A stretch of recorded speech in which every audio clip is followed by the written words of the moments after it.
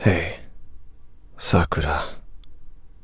I know it's late, and I know I didn't give you any notice that I was coming home tonight. But there have been some things on my mind that I had to tell you. I'm not used to speaking like this. I don't know how to express my feelings. Damn it. With you turned away from me on the bed right now, I'm not even sure if you're awake. Doesn't matter. If you are awake, don't say anything. And if you aren't, maybe this will all be like some part of a beautiful dream. I often dismissed you, but it's because I was afraid of my feelings for you. I couldn't let you get in the way of my quest for revenge, my mission. I was mean to you because I liked you.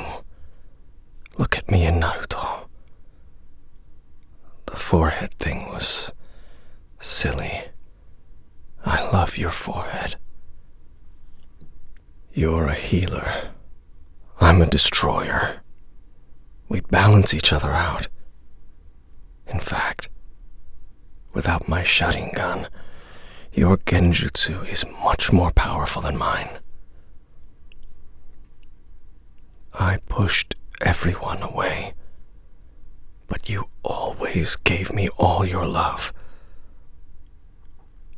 You're not annoying, and I forgive you for what you said about Naruto not having parents. When you touch me, I blush. I can't control it, but I could ignore it. You see that I wasn't as cold-hearted as I needed to be, and I couldn't have anyone see that. People saw it as a weakness. I opened up to you about my past. I don't know why. You make my body just move on its own. I'm not always in control around you. You confuse me. After our fight with Haku, when I awoke with you holding me, I couldn't let you see me cry. But I couldn't push you away either. You became my family. And in the end, I had to make you even more. I couldn't understand romantic love before. My mind was clouded.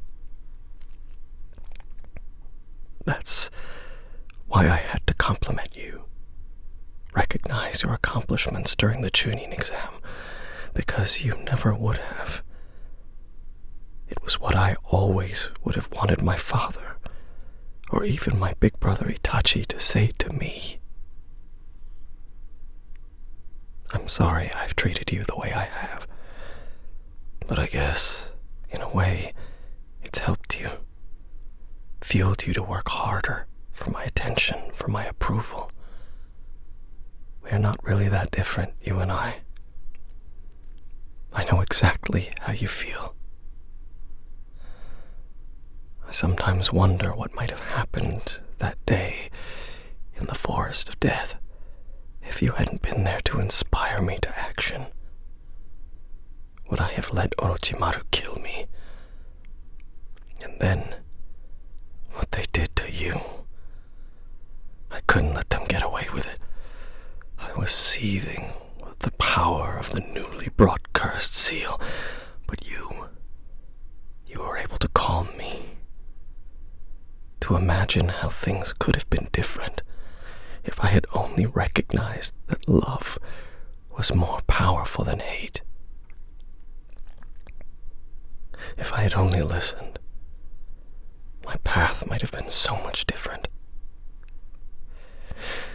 Do you remember During the Chunin exams, you asked me to withdraw. You saw my path even clearer than I did. You tried to turn me from that path, but again, I didn't listen. I was lost in my pain. I could only see revenge. I was still the avenger. Am I strong? I asked. That was all that mattered. I could feel what you meant to me, and it made me weak. Or so I thought. That's why I said I wouldn't be able to forgive even you. It would be a long time before I realized that you make me strong. Again, when Gara had me dead to rights, you put yourself in harm's way to protect me. It made Gara hesitate, and it gave me the strength, again, to come back, to forgo revenge for a moment so that I wouldn't see another person that I love die before my eyes again. As you cried, and I let you hold me, you gave me a brief time away from the darkness, and you cried for both of us. I'm sorry I lashed out at you afterwards. It was only because not being able to protect the ones I love was shoved in my face again, and it drove me to anger.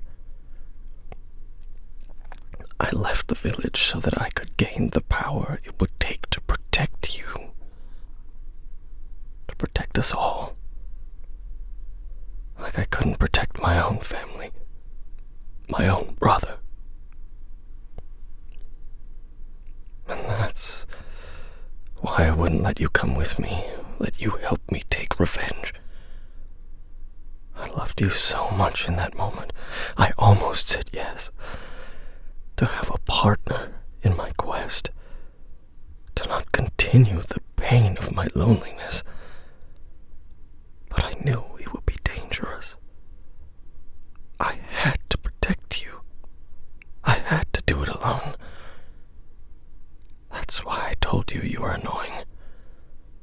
Why I left you behind, even though all I wanted was to say yes, come with me, take you into my arms. I had to break my bonds. With you, with Naruto, with the village. Having too many bonds causes one to lose focus, and I couldn't lose focus. In the years that followed that moment, I only sunk deeper into darkness. Without you and Naruto, there was nothing to keep me afloat. But I wanted that. And when I saw you again, it had been too long. I had been too long in the darkness.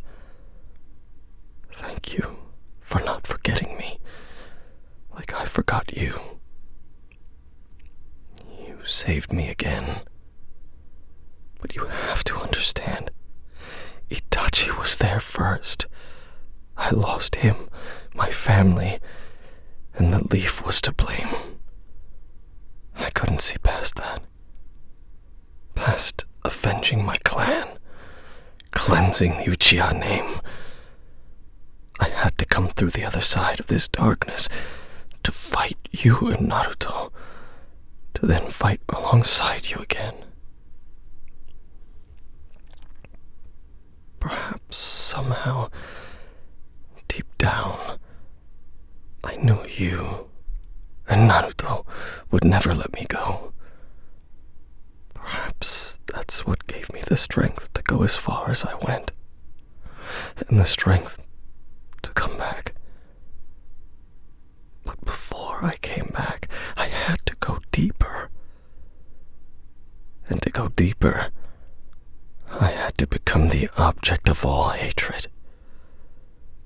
You wouldn't hate me, and I had to change that. I couldn't couldn't let you remind me of what I'd lost.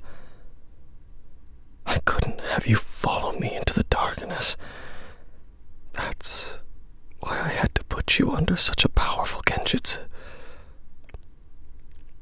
And so, after our fight with Kaguya, after everything, I couldn't just forget what had happened, what I had done. I needed to pay for my crimes, or I'd never have been able to someday ask for your forgiveness, to come home.